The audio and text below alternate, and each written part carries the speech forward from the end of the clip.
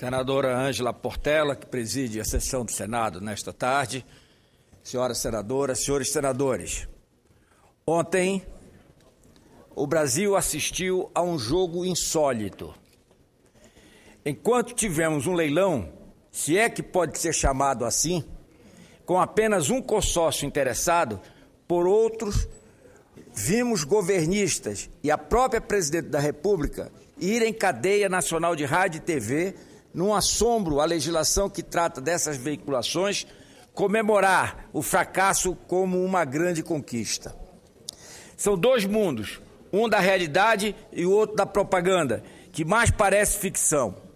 Vejamos, um só consórcio, formado pela Petrobras, com 40%, sendo que 30% obrigatórios, pela anglo-holandesa Shell com 20%, pela francesa Total com 20%, e pelas chinesas CNPC 10% e CNOOC com 10%. Venceu o leilão para explorar o Campo de Libra na Bacia de Santos, Rio de Janeiro. A exploração do Campo de Libra deve elevar as reservas nacionais de petróleo, atualmente em 15,3 bilhões de barris, acrescentando entre 8 a 12 bilhões de barris a mais. Essa riqueza poderá fazer o país saltar da 11ª colocação entre os produtores mundiais para a 6ª posição, quando alcançar o auge da exploração na área, com picos de 1,4 bilhão de barris diários em 2025. O próximo leilão da área descoberta em 2005 só ocorrerá daqui a 2 anos. Mesmo com o potencial comprovado de exploração, tivemos apenas um consórcio interessado e ainda assim, pelo valor mínimo estabelecido, conforme destaca manchete do jornal Folha de São Paulo desta terça-feira, aspas, sem concorrência, leilão do pré-sal obtém valor mínimo, fecho aspas. Senhora Presidente, basta lembrar que quando foi anunciada a concorrência, a expectativa do governo era de que 40 grandes empresas iriam disputar o leilão de forma bastante concorrida, mas não foi o que aconteceu. Além da baixa concorrência e do valor mínimo de venda, temos outras preocupações. Segundo o jornal O Estado de São Paulo, o, aspas, novo desafio da Petrobras, depois do leilão do Campo de Libra, é conseguir o dinheiro necessário para o desenvolvimento e a exploração da maior reserva de petróleo já entregue à atividade empresarial no Brasil, fecho aspas. De acordo com o editorial do Jornal Paulista, a Petrobras tem uma dívida de 112,7 bilhões de dólares no fim do segundo trimestre e é a maior devedora do mundo entre as companhias abertas não financeiras, de acordo com o Bank of America. Com participação de 40%, como já disse, na área leiloada ontem, a Petrobras ainda terá de ficar com pelo menos 30% nas próximas licitações, se forem mantidos os critérios adotados até agora para o modelo de partilha. Diz o jornal Folha de São Paulo, aspas, o leilão pode ter sido um sucesso na avaliação oficial, mas o modelo dificilmente será mantido, segundo opinam especialistas. Só 11 empresas se inscreveram para a disputa e apenas 5, as integrantes do consórcio vencedor, acabaram apresentando o lance, embora houvesse 40 em condições de entrar no jogo. Várias razões aconselham a alteração de critérios. A recém-criada Pré-Sal Petróleo, PPSA, poderá interferir nos critérios técnicos de exploração e terá prerrogativa de veto em questões importantes, mesmo sem entrar com dinheiro, fecho aspas. Diz também o artigo que o próprio governo tem dificultado e poderá continuar atrapalhando a geração de caixa da Petrobras.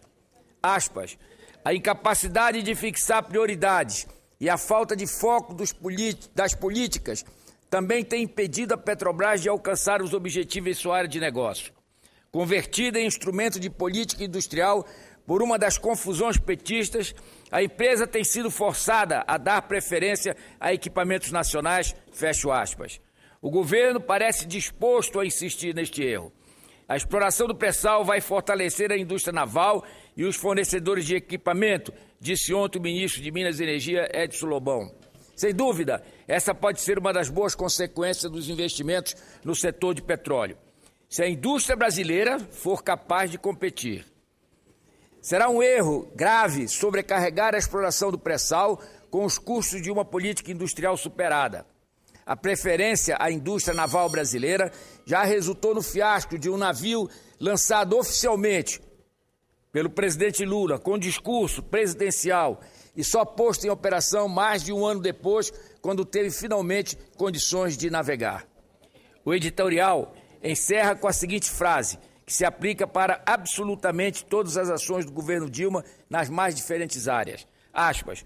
O país pode ganhar com mais foco e menos demagogia, fecho aspas.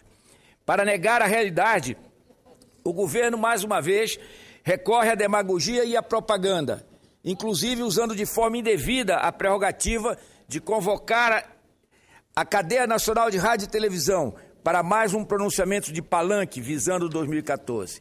Essa foi, conforme destacou o presidente do PSDB, senador Aécio Neves, a 16ª vez em apenas 2 anos e meio que a presidente Dilma usa o espaço oficial da presidência da República para fins eleitoreiros.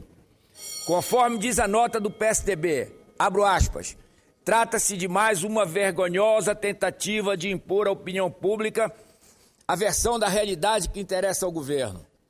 Pena que, tratando da Petrobras, a presidente não tenha reservado parte do tempo para esclarecer os brasileiros sobre a gigantesca desvalorização que administrações do PT causaram à empresa, comprometendo importante patrimônio dos brasileiros. O PSDB repudia, mais uma vez, a despropositada e intencional mistura entre os limites e deveres da presidente e os interesses da candidata à reeleição, fecho aspas. Essa é, infelizmente, a nossa realidade. Um governo que promove um leilão com um só concorrente, vende o patrimônio pelo valor mínimo e usa o espaço do Estado para fazer propaganda eleitoral e partidária. O tempo da fantasia, no entanto, já cansou os brasileiros. Nem todos estão concordando com as sucessivas tentativas de manipulação da opinião pública. E o governo Dilma, desesperado, faz cada vez mais uso desse expediente, que é uma afronta ao Estado brasileiro, à democracia e aos brasileiros. Muito obrigado, senhora presidente. Muito obrigada.